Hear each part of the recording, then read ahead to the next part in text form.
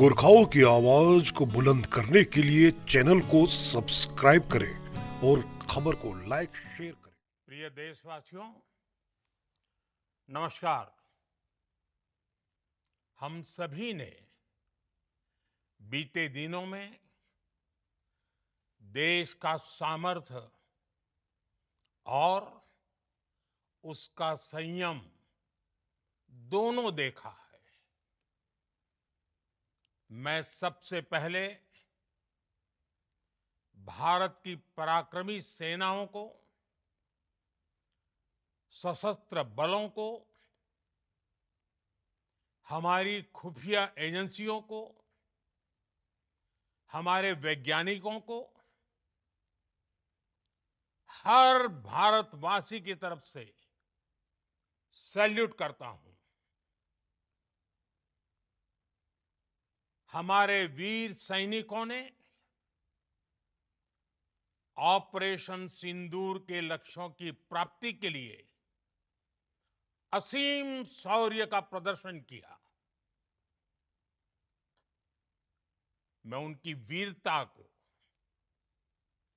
उनके साहस को, उनके पराक्रम को आज समर्पित करता हूं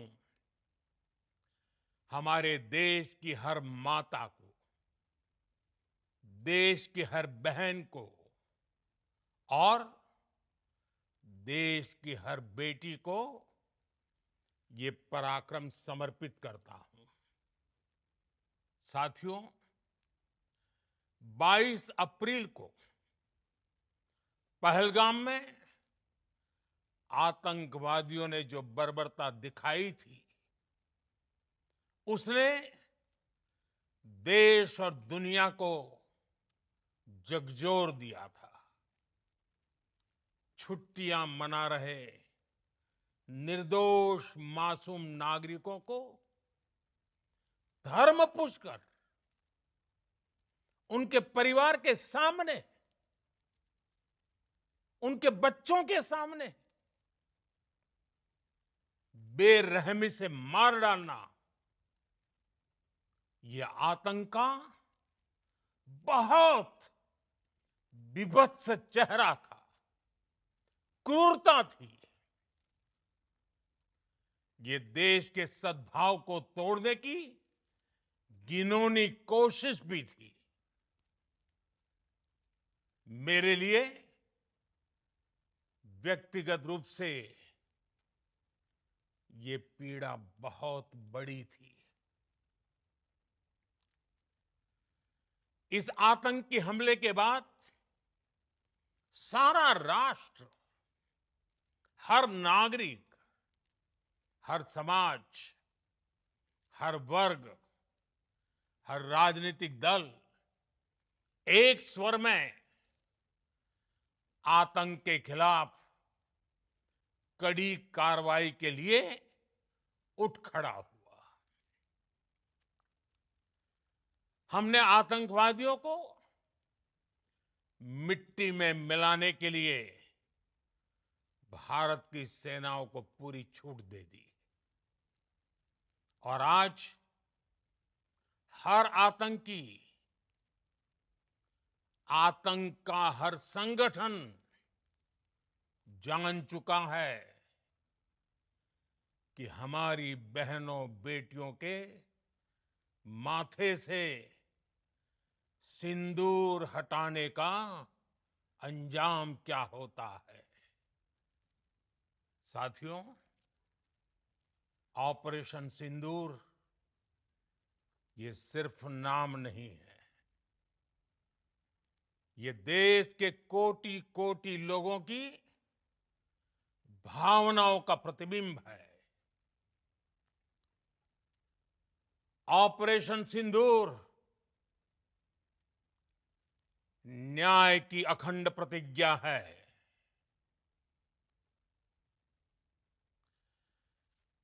6 मई की देर रात, 7 मई की सुबह पूरी दुनिया ने इस प्रतिज्ञा को परिणाम में बदलते देखा है। भारत की सेनाओं ने पाकिस्तान में आतंक के ठिकानों पर, उनके ट्रेनिंग सेंटर्स पर सटीक प्रहार किया। आतंकियों ने सपने में भी नहीं सोचा था कि भारत इतना बड़ा फैसला ले सकता है। लेकिन जब देश एकजुट होता है, नेशन फर्स्ट की भावना से भरा होता है, राष्ट्र सर्वोपरि होता है, तो फौलादी फैसले लिए जाते हैं, परिणाम लाकर दिखाए जाते हैं। जब पाकिस्तान में आतंक के अड्डों पर भारत की मिसाइलों ने हमला बोला, भारत के ड्रोन्स ने हमला बोला,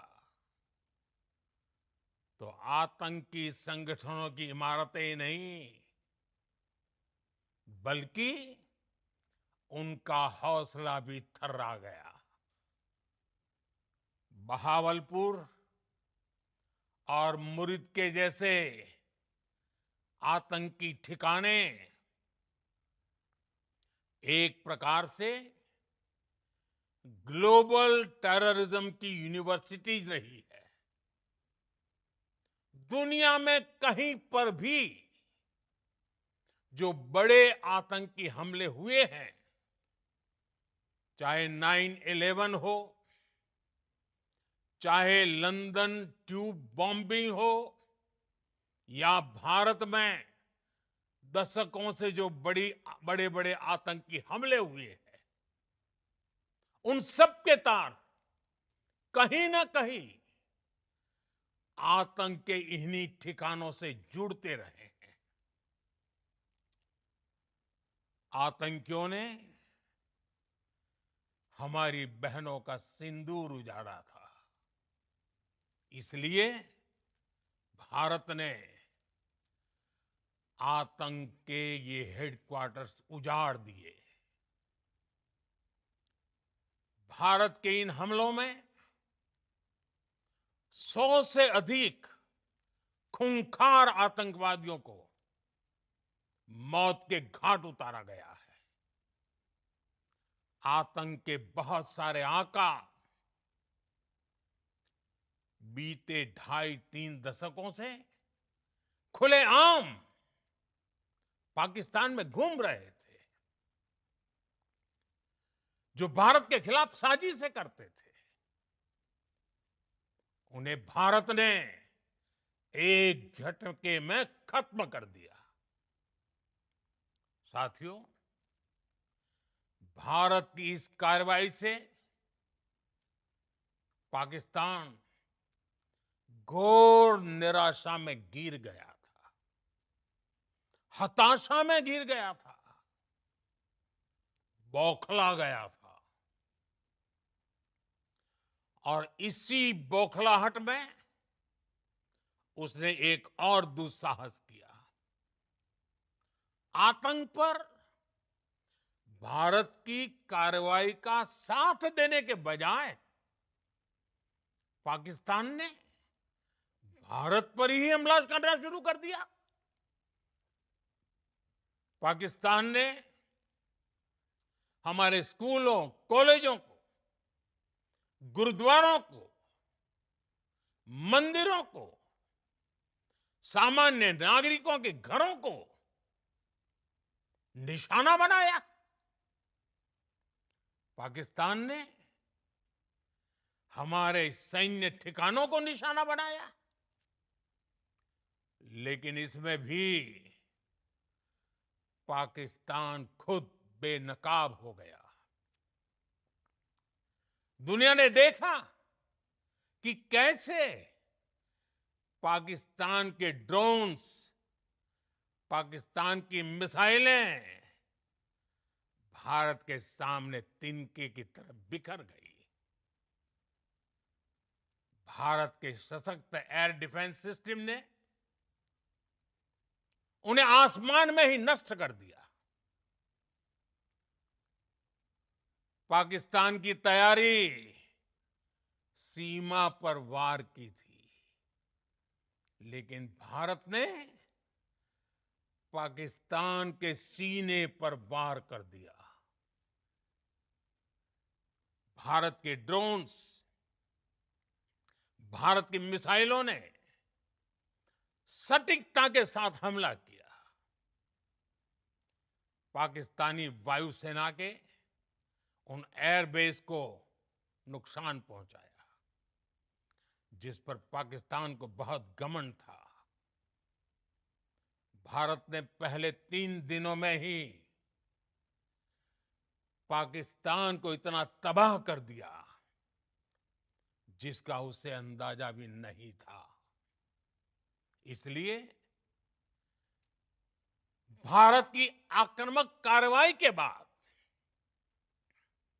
पाकिस्तान बचने के रास्ते खोजने लगा। पाकिस्तान दुनिया भर में तनाव कम करने के लिए गुहार लगा रहा था, और बुरी तरह पीटने के बाद इसी मजबूरी में 10 मई की दोपहर को पाकिस्तानी सेना ने हमारे डीजीएमओ को संपर्क किया। तब तक हम आतंकवाद के इंफ्रास्ट्रक्चर को बड़े पैमाने पर तबाह कर चुके थे। आतंकियों को मौत के घाट उतार दिया गया था। पाकिस्तान के सीने में बसाए गए आतंक के अड्डों को हमने खंडहर बना दिया था। इसलिए जब पाकिस्तान की तरफ से गुहार लगाई गई, पाकिस्तान की तरफ से जब ये कहा गया कि उसकी ओर से आगे कोई आतंकी गतिविधि और सैन्य दुस्साहस नहीं दिखाया जाएगा, तो भारत ने भी उस पर विचार किया। और मैं फिर दोहरा रहा हूं, हमने पाकिस्तान के आतंकी और सैन्य ठिकानों पर अपनी जवाबी कार्रवाई को अभी सिर्फ स्थगित किया है। आने वाले दिनों में हम पाकिस्तान के हर कदम को इस कसौटी पर मापेंगे कि वो क्या रवैया अपनाता है। साथियों, भारत की तीनों सेनाएं, हमारी एयरफोर्स, हमारी आर्मी और हमारी नेवी, हमारी border security force BSF, Bharat के अर्धसैनिक बल लगातार अलर्ट पर है। सर्जिकल स्ट्राइक और एयर स्ट्राइक के बाद अब ऑपरेशन सिंदूर आतंक के खिलाफ भारत की नीति है। ऑपरेशन सिंदूर ने आतंक के खिलाफ लड़ाई में एक नई लकीर खींच दी है, एक नया पैमाना, न्यू नॉर्मल तय कर दिया है। पहला, भारत पर आतंकी हमला हुआ तो मुंह तोड़ जवाब दिया जाएगा। हम अपने तरीके से, अपनी शर्तों पर जवाब देकर रहेंगे। हर उस जगह जाकर कठोर कार्रवाई करेंगे जहां से आतंक की जड़ें निकलती हैं। दूसरा, कोई भी न्यूक्लियर ब्लैकमेल भारत नहीं सहेगा। न्यूक्लियर ब्लैकमेल की आड़ में पनप रहे आतंकी ठिकानों पर भारत सटीक और निर्णायक प्रहार करेगा। तीसरा, हम आतंक की सरपरस्त सरकार और आतंक के आकाओं को अलग अलग नहीं देखेंगे। ऑपरेशन सिंदूर के दौरान दुनिया ने पाकिस्तान का वो घिनौना सच फिर देखा है, जब मारे गए आतंकियों को विदाई देने पाकिस्तानी सेना के बड़े बड़े अफसर उमड़ पड़े। स्टेट स्पॉन्सर्ड टेररिज्म का ये बहुत बड़ा सबूत है। हम भारत और अपने नागरिकों को किसी भी खतरे से बचाने के लिए लगातार निर्णायक कदम उठाते रहेंगे। साथियों, युद्ध के मैदान पर हमने हर बार पाकिस्तान को धूल चटाई है और इस बार ऑपरेशन सिंदूर ने नया आयाम जोड़ा है। हमने रेगिस्तानों और पहाड़ों में अपनी क्षमता का शानदार प्रदर्शन किया और साथ ही न्यू एज वॉरफेयर में भी अपनी श्रेष्ठता सिद्ध की। इस ऑपरेशन के दौरान हमारे मेड इन इंडिया हथियारों की प्रामाणिकता सिद्ध हुई। आज दुनिया देख रही है 21वीं सदी के वॉरफेयर में made in India defence equipments, इसका समय आ चुका है। साथियों, हर प्रकार के आतंकवाद के खिलाफ हम सभी का एकजुट रहना हमारी एकता, हमारी सबसे बड़ी शक्ति है। निश्चित तौर पर ये युग युद्ध का नहीं है, लेकिन ये युग आतंकवाद का भी नहीं है। टेररिज्म के खिलाफ जीरो टॉलरेंस, ये एक बेहतर दुनिया की गारंटी है। साथियों, पाकिस्तानी फौज, पाकिस्तान की सरकार जिस तरह आतंकवाद को खाद पानी दे रहे हैं, वो एक दिन पाकिस्तान को ही समाप्त कर देगा।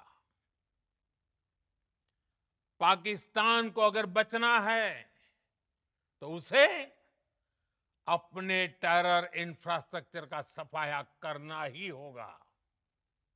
इसके अलावा शांति का कोई रास्ता नहीं है। भारत का मत एकदम स्पष्ट है। टेरर और टॉक एक साथ नहीं हो सकते।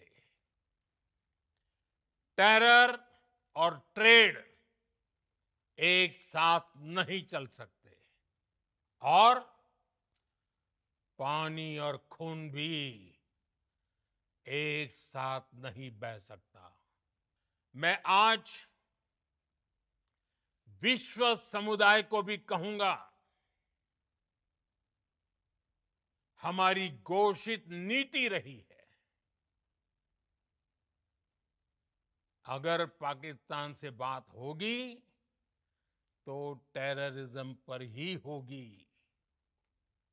अगर पाकिस्तान से बात होगी तो पाक ऑक्युपाइड कश्मीर, पीओके, उस पर ही होगी। प्रिय देशवासियों, आज बुद्ध पूर्णिमा है। भगवान बुद्ध ने हमें शांति का रास्ता दिखाया है। शांति का मार्ग भी शक्ति से होकर जाता है। मानवता शांति और समृद्धि की तरफ बढ़े, हर भारतीय शांति से जी सके, विकसित भारत के सपने को पूरा कर सके, इसके लिए भारत का शक्तिशाली होना बहुत जरूरी है। और आवश्यकता पड़ने पर इस शक्ति का इस्तेमाल भी जरूरी है। और पिछले कुछ दिनों में भारत ने यही किया है। मैं एक बार फिर भारत की सेना और सशस्त्र बलों को सैल्यूट करता हूं। हम भारतवासी के हौसले, हर भारतवासी का एकजुटता का शपथ, संकल्प, मैं उसे नमन करता हूं। बहुत बहुत धन्यवाद। भारत माता की जय। भारत माता की जय। भारत माता की जय।